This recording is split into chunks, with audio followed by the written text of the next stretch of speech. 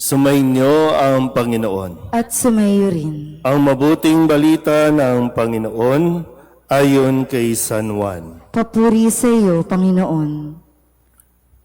Noong panahong iyon, tumingala si Jesus at nanalangin. Amang banal, hindi lamang ang aking mga alagad ang idinadalangin ko, kundi pati ang mga mananalig sa akin dahil sa kanilang pahayag. Maging isa nawa silang lahat, Ama, kung paanong ikaw ay nasa akin at ako'y nasa iyo, gayon din naman maging isa sila sa atin upang maniwala ang sanlibutan na ikaw ang nagsugo sa akin. Ang karangalang ibinigay mo sa akin ay ibinigay ko sa kanila, upang sila'y ganap na maging isa, gaya nating iisa. Ako'y nasa kanila at ikaw ay nasa akin, upang lubusan silang maging isa. At sa gayon, makikilala ng sanlibutan na sinugo mo ako at sila'y iniibig mo katulad ng pag-ibig mo sa akin. Ama, nais kong makasama sa aking kinaroroonan ang mga ibinigay mo sa akin, upang mamasdan nila ang karangalang bigay mo sa akin, sapagkat inibig mo na ako bago pa nilikha ang sanlibutan. Makatarungang Ama, hindi ka nakikilala ng sanlibutan, ngunit nakikilala kita, at nalalaman ng mga ibinigay mo sa akin na ikaw ang nagsugo sa akin. Ipinakilala kita sa kanila at ipakikilala pa upang ang pag-ibig mo sa akin ay sumapuso nila at ako na may sumakanila. Ang mabuting balita ng Panginoon. Pinupuri ka namin, Panginoong Hesukristo. Isang magandang umaga po sa inyong lahat. Magandang umaga po. Ngayon po ay Huwebes sa ikapitong linggo ng Pasko ng Pagkabuhay. At muli, tayo po ay naghahanda para sa linggo ng Pentecostes, no? Sa nitong darating na linggo na siya namang pagbaba ng Espiritu Santo sa kanyang mga alagad na ipinangako naman ni Kristo. At muli, sa mga huling sandali na maririnig nila ang mensahe ng ating Panginoon na kasunod o karugtong ng kanyang panalangin kahapon na ang kanyang mga alagad ay maging isa, na sila ay magkaisa.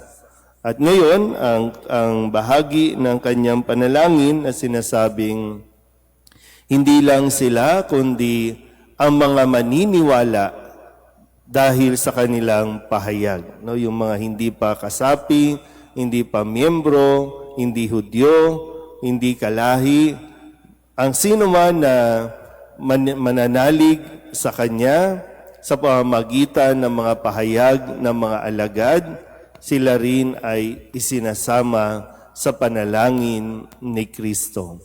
Kaya ang isang misteryo, hiwaga ng ating pong simbahan na hindi natin hawak at hindi natin dapat gawing exclusive na sinasabing tayo lang ang maliligtas.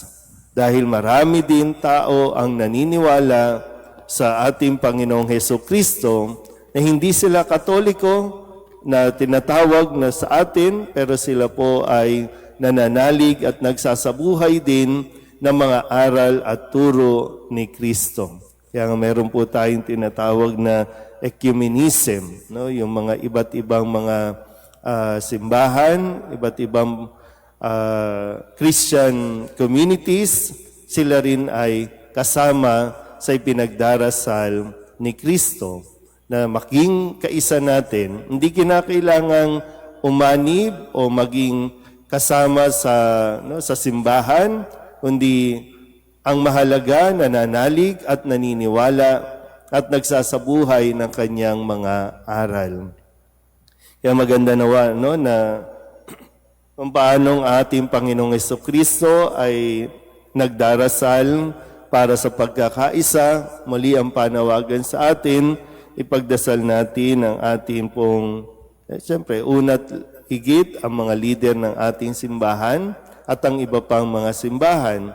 Pero sa sitwasyon natin, patuloy nating isama ang nangyayaring pagkakahiwa-hiwalay sa Senado o sa mga department ng ating gobyerno na para bang hindi pa sila natatapos sa kanilang mga malaaksyon at maladramang mga pinaggagawa. No? Na ito yung nagiging dahilan ng kanilang pagkakahiwa-hiwalay. Hindi nagkakaintindihan, madalas reactive lang, hindi nagninilay, hindi pinag-uusapan nang sa ganon ay makakilos sila ng iisang direksyon, magkaiba man sila ng partido. Sa unang pagbasa, isa ito sa nangyari noong sinauna pa nang nililitis nila si Pablo, hindi sila nagkasundo ang Saduceo at Pariseo dahil sa kanilang paniniwala o pinaniniwalaan. Halos sila ay magsigawan, magbatuhan, kaya hindi nila nasolve kung ano ang kaso ni San Pablo.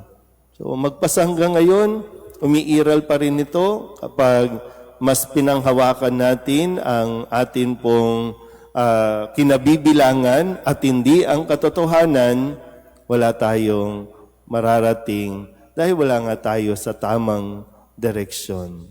Kaya tayo po bilang mga miyembro ng ating simbahan na nananalig sa ating Panginoong Kristo, kung si Kristo ay nagdarasal, hindi rin tayo dapat tuminto na ipagdasal ang mga pinuno, mga lider, mga lingkod ng ating pong pamahalaan.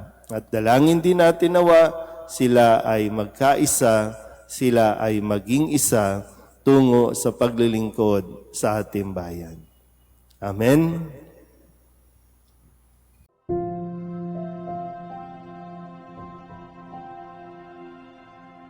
Thank you.